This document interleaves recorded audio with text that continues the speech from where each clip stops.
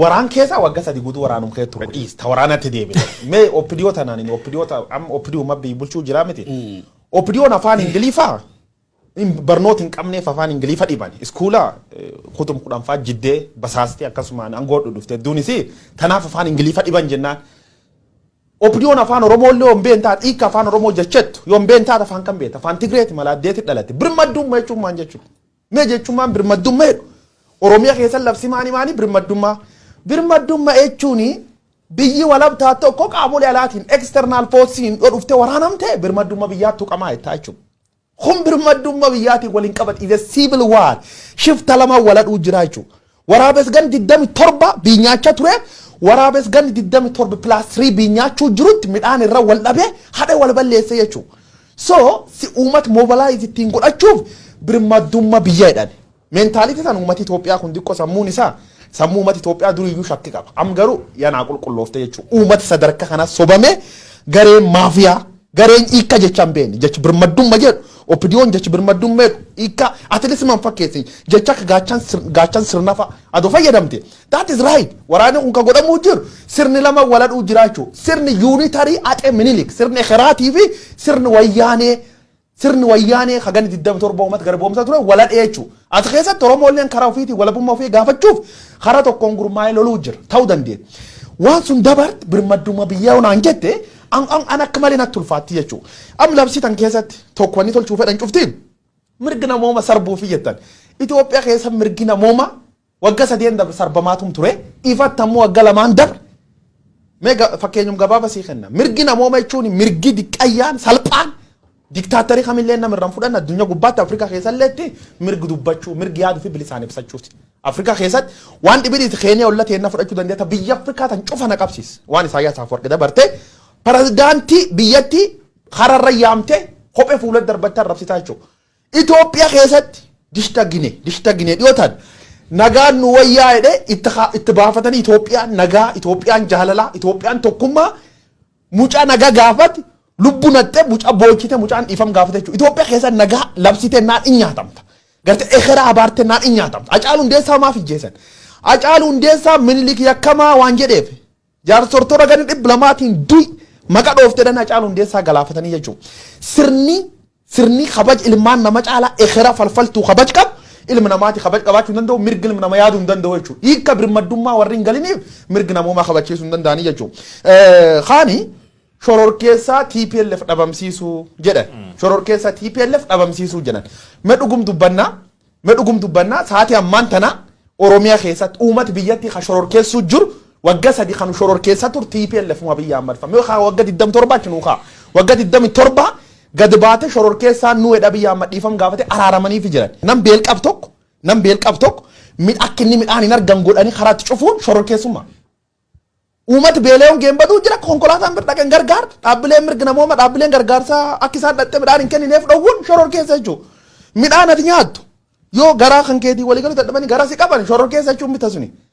Abiyyi Ahmad caala shororkeessaa jira yookaan sirni isa caala shororkeessaa jira. Mootummaa tissuu qabdaa jedhanii onutti man dhugaa bakka na tissuu qabdanii loltooti tiyyaayyuu dhumatta nyaatamte na tissuu qabdanii. Anin jiraachuun danda'u kanaafu naa duulaa gaaf duri biyya la deemu Abiyyi Ahmad illeen gareen isaalleen cufti gaaf duraa liyaatu mootummoota addunyaa bira dhatte biroo qawwee naa bitachaa turte. Ammaan tan gandi kee deemanii dargaggeessaan biroo TPLF dhufuu jirti naa duulii jechuu jiran jechuudha. Kanaafu we have to say no opidiyoon ka duultuuti gaaf nu jeesuuf dhufte qawwee qabdi.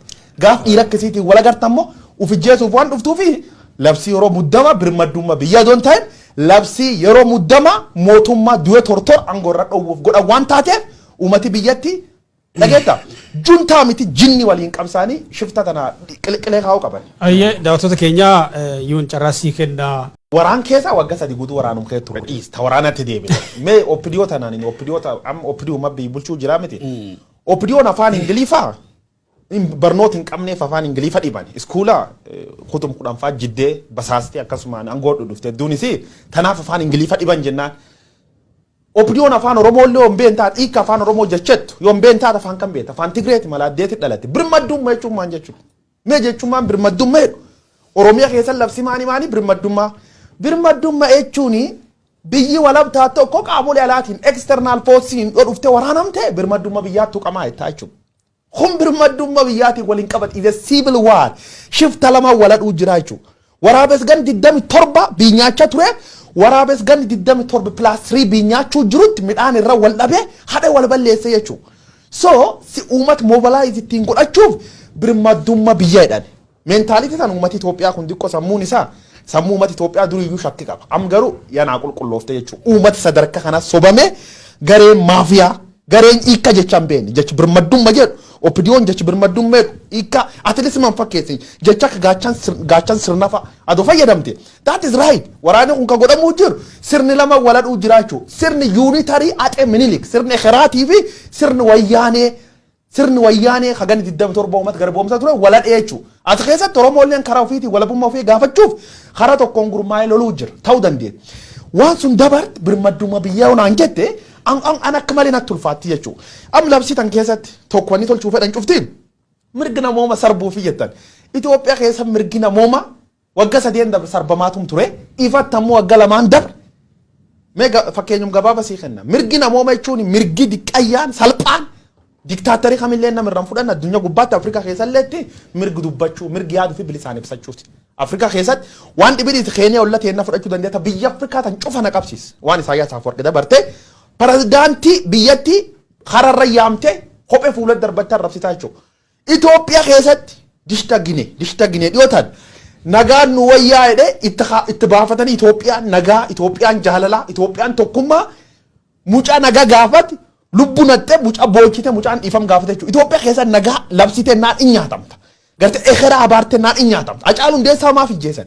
Hacaaluu Hundeessaa Minilik yakkamaa waan jedheef jaarsortora gadi 200tiin du'i maqaa dhoofteedhaan Hacaaluu Hundeessaa galaafatanii jechuudha.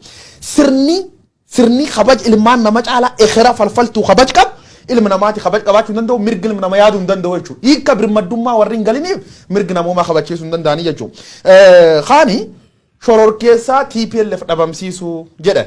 Shororkeessaa TPLF dhabamsiisuu jedhan. Mee dhugum dubbannaa sa'aatii ammaan tana Oromiyaa keessatti uummata biyyatti ka shororkeessuu jiru wagga 3 kan shororkeessaa tur TPLF ma biyya ammalfame. Wagga 27 achinu wagga 27 gad baate shororkeessaa nu edha biyya ammadhiifam gaafate araaramanii fi jiran. Nam beel qab tokko akkinni midhaan hin argan godhanii karaatti cufuun shororkeessummaa. Uummata beeleewwan geembaduu jira konkolaataan bir dhaqan gargaar dhaabbileen mirga namooma dhaabbileen gargaarsaa akka isaan dhatte midhaan hin kennineef dhowwuun shororkeessa jechuudha. Midhaan ati nyaattu yoo garaa kan keetii walii galuu dadhabanii garaa si qaban shororkeessa jechuun bita suni.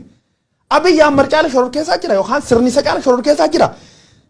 Mootummaa tissuu qabdaa jedhanii onutti himan dhugaa bakka na tissuu qabdanii loltooti tiyyaayyuu dhumatta nyaatamte na tissuu qabdanii. Ani jiraachuu hin danda'u kanaafuu naa duulaa gaaf duri biyya la deemu Abiyyi Ahmad illee gareen isaallee cufti gaaf duraa liyaatu mootummoota addunyaa bira dhaqee biroo qawwee naa bitachaa turte. Ammaan tan gandi kee deemanii dargaggeessaan biroo TPLF dhufuu jirti naa duulii jechuu jiranii jechuudha. Kanaafuu we have to say no opinion ka duultuuti. Gaaf nu jeesuuf dhuftu qawwee qabdi. Gaaf dhiira akkasiitiin wal agartammoo ufi jeesuuf waan dhuftuufi labsii yeroo muddama birmadummaa biyya doon ta'e labsii yeroo muddama mootummaa du'e tortor angorra dhowwuuf godha waan taateef uummati biyyatti dhageetta juntaa miti jinni waliin qabsaanii shifta tana qilqilee kaa'uu qaban. Ayyee daawwattoota keenya yuun carraasii kennaa